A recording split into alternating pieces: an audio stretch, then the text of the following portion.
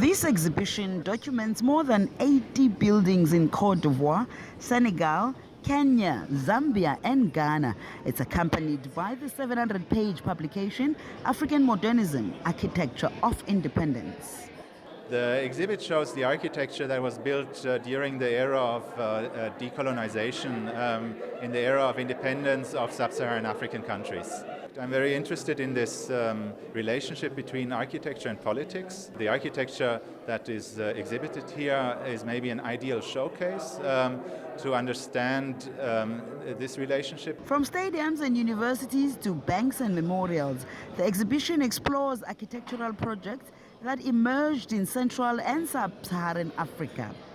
Considered both symbols of newfound freedom and, in some instances, reminders of a recent colonial past, architects and designers were brought in from abroad to help create the foundation of these new nations. We can use the architecture, we can understand the buildings as a way of deciphering this very complex and often contradictory process of independence.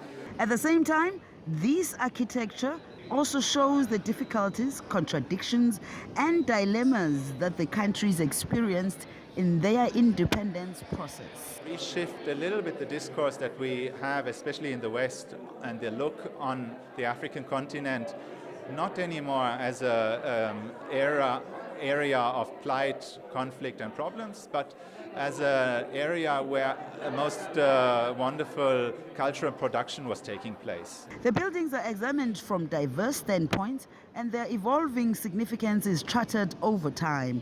The exhibition ends in January. Yuli Sanjamela, CCTV, Johannesburg, South Africa.